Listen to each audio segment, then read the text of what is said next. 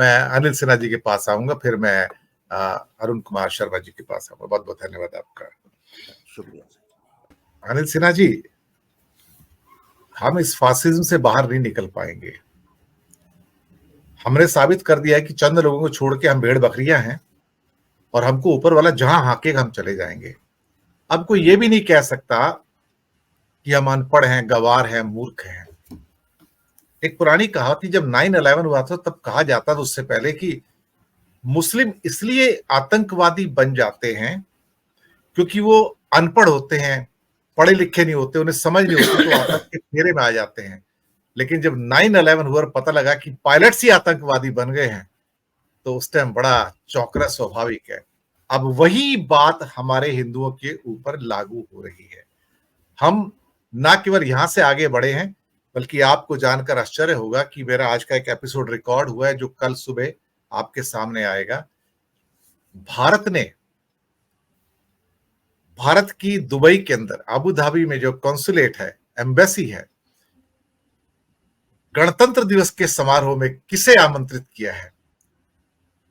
Sir, वहां पर तालिबान के राजदूत को आमंत्रित किया गया उसकी आवभगत के लिए। तालिबान के राजदूत कौन हैं? आप हैरान हो जाएंगे। बदरुद्दीन हक्कानी।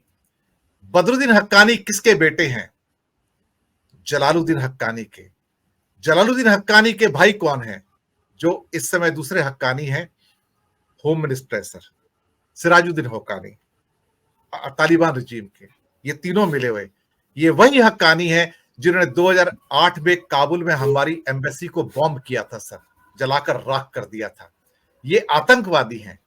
अब इस आतंकवादी को गणतंत्र दिवस के पूरे समारोह में यूएई में भारत की एम्बेसी ने रिटर्न में पूरा बड़ा निमंत्रण पत्र भेजा है। नीचे संजय सुधीर शायद भारत के राजदूत हैं, उनके सिग्नेचर हैं, और ये अब इंडियन एक्सप्रेस की बड़ी स्टोरी आज निकल कर आई है सर। हम तो तालिबान आतंकवाद के समर्थक हैं, उन्हें मालपुए खिलाएंगे, उनको कबाब खिलाएंगे सर। सर देखिए, हमारी हिंदुस्तान की व्यवस्था किस ओर जा रही है सर। हम सिर्फ पुतिन और शी जिनपिंग के समर्थक नहीं है, हम तो आतंकवादियों को निमंत्रण दे रहे हैं कि आइए सर। और तब एक विशेषज्ञ ने आज लिखा पेपर में कि भारत की पॉलिसी में चेंज हुआ है और भारत अब तालिबान के प्रति बहुत नरम रुख रखे हुए है। यानी कि वो आतंकवादी जिन्होंने आपकी एम्बेसी को बॉम्ब किया 2008 में, उसी व्यक्ति को आप इनवाइट कर रहे हो अपने गणतंत्र दिवस समारोह में यूएई की उसमें। बाकी फासिज्म का ये भी एक नया तरीका है सर।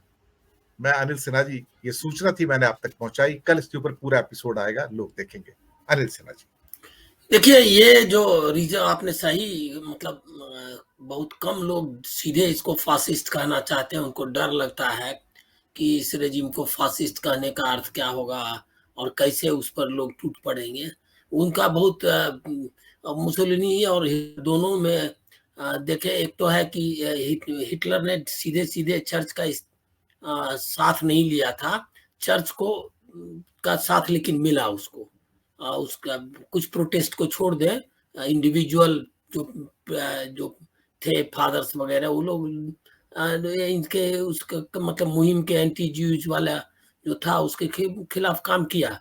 लेकिन चर्च ने लगभग उनको ये किया, जाने दिया, काम करने दिया। और मुसोलिनी ने तो मुसोलिनी का तो चर्च मतलब चर्च ने उनको मदद की। और दोनों असल में क्या है कि जो भी प्रोग्रेसिव पॉलिटिक्स है उसके खिलाफ एक अलायंस है था, जो फासिज्म के रूप में उभरा। तुरंत हुआ था जो 1917 में रशियन रिवॉल्यूशन, उसके बाद फासिज्म आया, उसके बाद नाजिज्म आया। तो ये बेसिकली उनका उसी के खिलाफ एक रिस्पांस था कि उनको कैसे रोका जाए, और वो अलग किस्सा है, उसमें ना जाए। यहाँ क्या हो रहा है कि यहाँ धर्म का डायरेक्ट इस्तेमाल, जो इस्तेमाल की मुसोलिनी और हिटलर भी नहीं कर पाए थे उस तरह से, उन्होंने रेस का इस्तेमाल किया था। इसने एंटी कम्युनिज्म और नेशनलिज्म का इस्तेमाल किया था मुसोलिनी ने। वो जो है यहाँ धर्म के रास्ते फासिज्म आ रहा है, ये बहुत इंपॉर्टेंट है। और ये मतलब आरएसएस ने किया, करने में सफल रहा है। अभी तक ऐसा दिख रहा है कि काफी सफल हो गया है। आज जो प्राण प्रतिष्ठा हुई है वो इसी ओर इशारा करता है कि उन्होंने बहुत बड़ी सफलता पाई है, सफलता पा ली है इन द सेंस कि पहली बार ऐसा हुआ है कि पूरी तरह जो धर्म के इंस्टीट्यूशन है, इन्होंने बाकी सरकारी इंस्टीट्यूशन को तो कब्जा कर ही लिया था, इन धर्म के इंस्टीट्यूशन पर डायरेक्ट कब्जा। आज जब गर्भगृह में एकाध अगर कोई गवर्नमेंट फंक्शनरी दिखता है इंडिविजुअल कैपेसिटी में, तो उसकी बात अलग होती है। आज तो पूरा गवर्नमेंट ऑफ इंडिया प्रोटोकॉल के साथ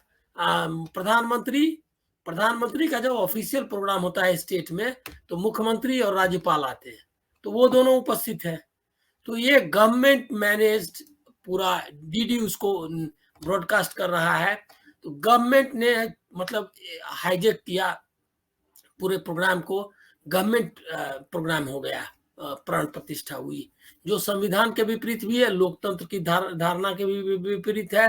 और एक नया, सच में उन्होंने कहा कि नया काल चक्र शुरू हो रहा है, नया युग। वो जो ये जो ध्वनि था वो यही था कि उन्होंने ऑफिशियली ये डिक्लेयर नहीं करके भी एक तरह से डिक्लेयर कर दिया कि उनका कंट्रोल जो है वो रिलीजन और ये जो मतलब यजमान जिस तरह से पूजा वगैरह की, प्राण प्रतिष्ठा की, उससे जो स्टेट है उसका किस तरह से रिलीजियस इंस्टीट्यूशन से मर्जिंग हो गया, मर्जर, वो उसको सिग्निफाई करता है, उसको दिखाता है।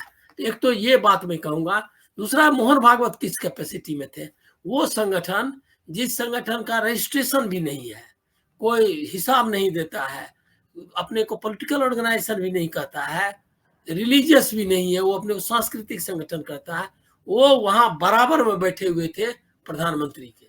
जजमान ये थे, अब बराबर में आसन जो था दोनों का वो बराबर था, बाकी का आसन नीचे था लेकिन उनका बराबर में था।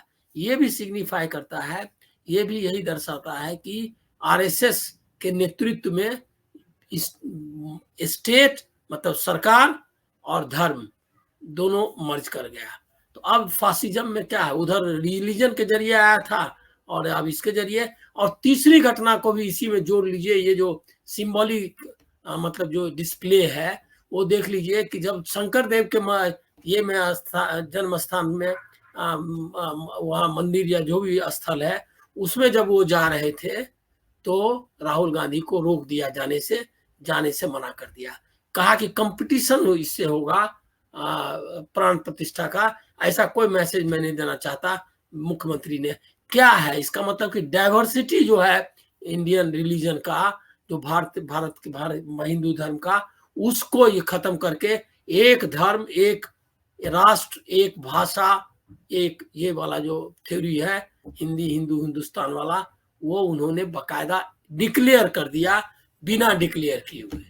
तो ये है फासिज्म। और क्या है, और उसका डेमोक्रेटिक इंस्टीट्यूशंस को आप देख रहे हैं कि किस तरह काम कर रहा है, किस तरह से वो मतलब आपने देख ही लिया संसद में किस तरह से हुआ है, ये सारा कुछ हो रहा है।